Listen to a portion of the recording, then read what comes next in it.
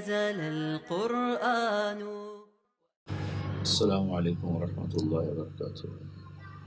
الحمد للہ الذی بیدہ الملک وهو علی کل شیء قدیر واشهد ان لا الہ الا اللہ وحدہ لا شریک لہ واشهد ان سیدنا و مولانا محمدا عبدہ ورسولہ.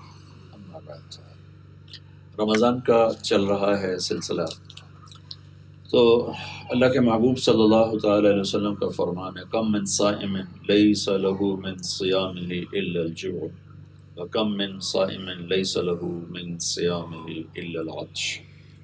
کتنے روزہ رکھنے والے ایسے ہیں جنہیں روزے میں بھوک کے سوا اور کچھ بھی نہیں بچتا، کتنے ہیں جنہیں پیاس کے سوا کچھ نہیں بچتا. دونوں الفاظ ہیں، بھوک کا بھی لفظ ہے، پیاس کا بھی لفظ. ایک اس لیے فرمایا کہ روزہ تو رکھا ہے لیکن رزق حرام ہے، حرام رزق سے روزہ رکھا، بھوکا تو رہا لیکن اتنا ضرور میں کہوں گا حاضری لگ گئی، روزہ نہ رکھنے کا انشاءاللہ عذاب نہیں ہوگا، روزہ نہ رکھنے کی پکڑ نہیں ہوگی، لیکن روزے پر جو ملنے والا اللہ مل جائے، اللہ کی رضا مل جائے، وہ نہیں ہوگا. اتنی اس امت کے ساتھ یہ رعایت ضرور برتی گئی ہے. بہت سے لوگ کہتے ہیں اس کی تو رشوت کھاتا ہے، اس کی نماز کیسے کیا فائدہ، اس کا تو مال حرام ہے، یہ تو سود کھاتا ہے، اس کے حج کیسے کیا فائدہ. تو میں یہ کہا کرتا ہوں کہ اتنا فائدہ انشاءاللہ ضرور ہے کہ حاضری لگ گئی، نماز نہ پڑھنے کی پکڑ نہیں ہوگی، حج نہ کرنے کی پکڑ نہیں ہوگی. باقی حرام کھانے پہ پکڑا جائے گا تو الگ چیز ہے، اس میں تو کوئی شک ہی کوئی نہیں ہے. باقی اللہ جس کو چاہے معاف کر دے، کبھی دعویٰ نہیں کرنا چاہیے کہ اس کی بخشش ہو ہی نہیں سکتی. وَيَغْفِرُ مَا دُونَ ذَلِكَ لِمَن يَشَاءُ. اللہ نے کہا ہے بس ایک چیز معاف نہیں کروں گا، ان اللہ لا یغفر ان یشرک بہ، ایک میں شرک معاف نہیں کروں گا. وَيَغْفِرُ مَا دُونَ ذَلِكَ لِمَن يَشَاءُ، جس کو چاہوں معاف کر دوں. ایک بازاری عورت تھی پیشہ کرنے والی، اللہ کے نبی نے فرمایا ایک کتے پیاسے کو پانی پلایا، اللہ نے اس کو بخشش فرمائی. پیاسے کتے کو پانی پلانے پر بخشش، ساری زندگی کام کی چھوڑا بھی نہیں وہ کام، بخشش ہو گئی ایک کتے کو پانی پلانے پر. تو لہٰذا یہ کبھی نہیں کہنا چاہیے کہ اس کی بخشش نہیں ہو سکتی، اس کا تو کوئی عمل قبول نہیں، اس کو تو نیکی قبول نہیں. یہ اللہ تعالیٰ کے ہاں معاملہ ہے، بہت کریم اور رحیم ذات سے واسطہ ہے. کسی ایسے ہم اللہ کو دنیا کے بادشاہوں پہ قیاس نہ کریں، وہ تو ورا اور ولا ذات ہے. اس کے 99 صفاتی نام جو اللہ کے نبی نے ہمیں بتائے ہیں، اس میں صرف ایک نام المنتقم، وہ ہے جلال کو ظاہر کرتا اور غصے کو ظاہر کرتا. باقی 98 تو رحمت ہی رحمت ہے، محبت ہی محبت ہے، شفقت ہی شفقت ہے، پیار ہی پیار ہے. اللہ سے بڑھ کر پیارا کون ہو سکتا ہے. تو روزہ رکھا، ملا کچھ نہیں، کیوں؟ رزق حرام ہے، رشوت کے پیسہ ہے، سود کا پیسہ ہے، چوری کا پیسہ ہے، ڈاکے کا پیسہ ہے، بھتے کا پیسہ ہے، اور جتنے اس وقت چل رہے ہیں. یا رزق تو حلال ہے لیکن سارا دن غیبت ہے، جھوٹ ہے، گالی ہے، مار پیٹ ہے، ظلم و ستم ہے، ناپ تول میں کمی ہے، حق تلفی ہے، مزدور کو مزدوری نہیں دی، ملازم کو ڈانٹ ڈپٹ میں ظلم و ستم تک پہنچ گئے، تھوڑی اس کی کمی پر، تھوڑی اس کی غلطی پر زیادہ اس کو سزا دی. یہ ساری وہ چیزیں ہیں یعنی جو کبیرہ گناہ ہے، ماں باپ کی نافرمانی ہے، جوا کھیلنا ہے، جھوٹ بولنا ہے، سود کھانا ہے. یہ ساری وہ چیزیں ہیں جو ہمارے روزے کو خراب کر دیتی ہیں، برباد کر دیتی ہیں. تو روزے کو بچانے کے لیے گناہوں کا چھوڑنا، اور گناہ کا چھوڑنا اس کو اللہ کے نبی نے معیار عبادت بنا دیا. میں قربان جاؤں، میرے نبی نے فرمایا کہ سب سے بڑا عبادت گزار کون ہے؟ جو ساری رات تہجد پڑھے؟ نہیں. جو سارا سال روزے رکھے؟ نہیں. یہ تو 10 کروڑ میں ایک بھی ایسا نہیں کر سکتا. میرے نبی نے وہ پیمانہ بتایا کہ میں بھی کر سکتا ہوں، آپ بھی کر سکتے ہیں، بچے بھی کر سکتے ہیں، بوڑھے بھی کر سکتے ہیں.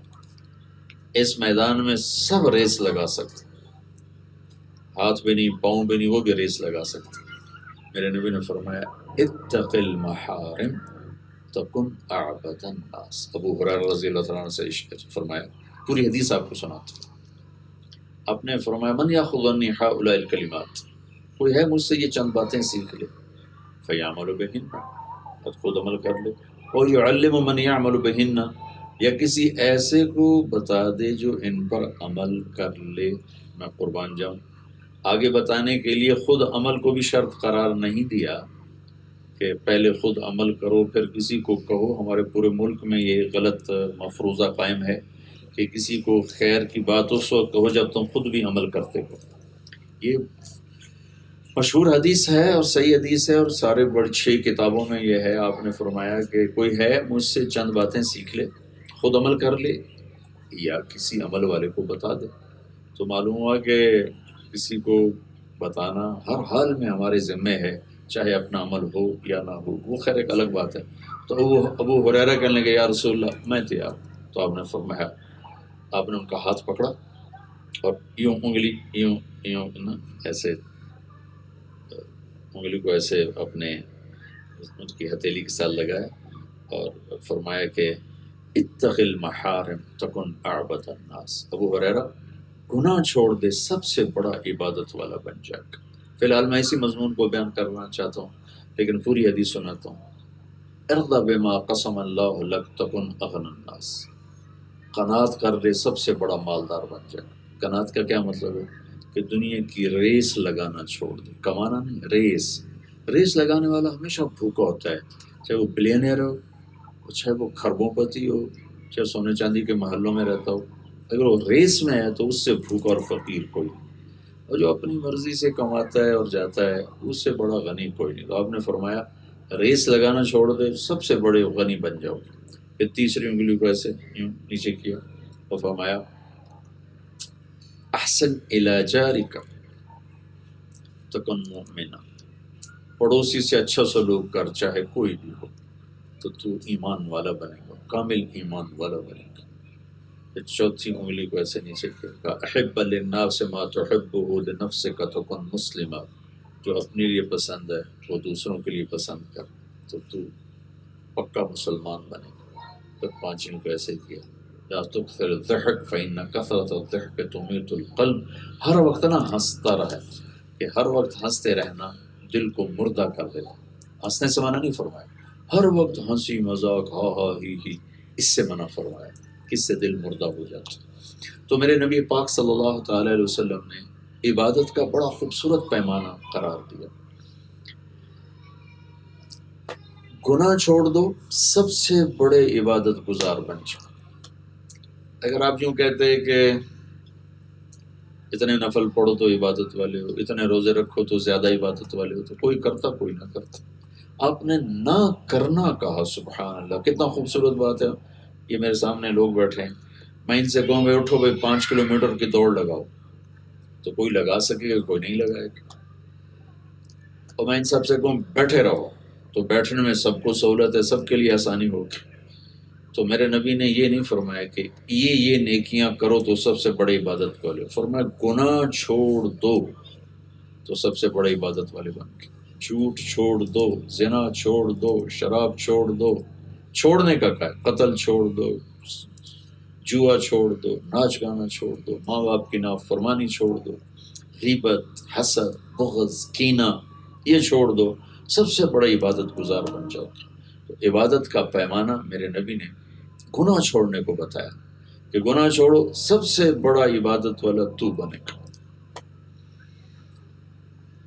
تو آپ میرے نبی پاک صلی اللہ تعالی وسلم کی شفقت ہے کہ آپ نے اپنی امت کو کبھی مشقت میں نہیں ڈالا، بڑے بڑے اعمال بڑے بڑے وظیفوں پہ نہیں ڈالا. ایک آدمی آ کر کہنے لگا یا رسول اللہ مجھے کوئی وظیفہ بتائیں، میری روزی کم ہے. تو کتنے وظائف ماشاءاللہ لکھے ہوئے سارے صحیح ہیں، لیکن میرے نبی نے کتنا آسان کر کے اس صحابی کو کہا آپ نے فرمایا باوضو رہا کر تیرا رزق بڑھ جائے گا. تو باوضو رہنے میں نہ کوئی مصلی پہ بیٹھنا پڑتا ہے، نہ کوئی نفل پڑھنے کی بات ہے، نہ کوئی تسبیح پڑھنے کی بات ہے. آسان کام ہے کہ جب وضو ٹوٹے وضو کر لو، اللہ تیرا رزق بڑھا دے گا. تو اپنی امت پر شفقت کی وجہ سے اب ہر وقت اپنی امت کو مشقت سے بچاتے تھے. 3 دن تراویح کی نماز پڑھی، چوتھے دن نہیں آئے. فرمایا کہ مجھے ڈر لگا کہیں فرض نہ ہو جائے. مسواک بہت زیادہ فرماتے تھے، وہ بہت پسند فرماتے تھے، اور فرمایا کہ اگر میری امت پر مشقت کا ڈر نہ ہوتا تو میں ان پر فرض کر دیتا مسواک کر. تو گناہوں کا چھوڑ دینا یہ پورے دین کی حفاظت ہے، پورے معاشرے کی حفاظت ہے. اور اس میں خاص طور پر میں نے پچھلے اس میں نشست میں بھی کہا تھا، پھر اس کو دہراتا ہوں چونکہ وبا عام ہے اس زبان کی حفاظت فرمائیں، اس کو غیبت سے پاک فرمائیں، اس کو چغلی سے پاک فرمائیں،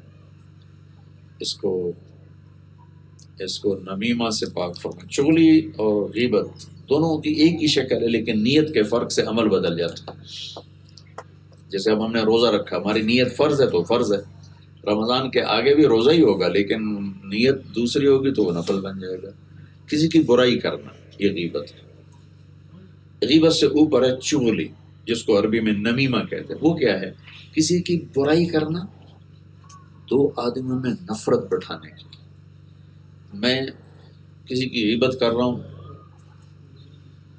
اس کی برائی بیان کر رہا ہوں، اس حد تک تو غیبت ہے، لیکن میں یہ چاہتا ہوں کہ اس کی اور اس کی بھائی کی آپس میں لڑائی ہو جائے، اس کی اور اس کی بیوی کی آپس میں لڑائی ہو جائے، اس کی اور اس کے چاچا کی آپس میں لڑائی ہو جائے، اس کی اس کے دوست کی آپس میں لڑائی ہو جائے، اس نیت سے میں اس کی برائی بیان کرتا ہوں تو اس کو نمیمہ کہتے ہیں۔ یہ غیبت سے بھی آگے کی چیز ہے، اور بہتان اس سے بھی اوپر کی چیز ہے کہ کسی پر جھوٹا الزام لگا دینا، کسی پر جھوٹی بات لگا دینا۔ جیلوں میں جانا ہوتا ہے، عدالتوں میں بھی بیان ہوتے ہیں، 70% جھوٹے کیس چل رہے ہیں، جھوٹے مقدمے چل رہے ہیں، پھر ہم کہتے ہیں کہ یہ کیا ہو رہا ہے، یہ کیوں ہو رہا ہے۔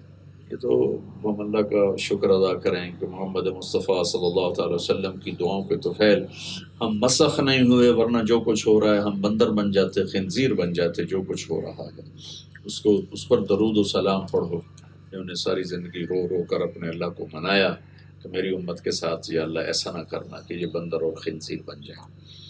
تو میں سارے سننے والوں سے یہ گزارش کروں گا کہ آئیے ہم اپنے ملک کو خوبصورت بنائیں۔ کیسے خوبصورت بنائیں؟ گناہ چھوڑ کے۔ جیسے ہم گندگی کا ڈھیر دیکھتے ہیں تو کتنا برا لگتا ہے۔ گھر میں غلاظت ہو تو ہم نوکروں کو ڈانٹتے ہیں، اور نوکر کوئی نہ ہو تو وہ ماں بیٹی کو ڈانٹتی ہے، بیوی کو خامن ڈانٹتا ہے، صفائی نہیں کی، دیکھو یہ پڑا وہ پڑا۔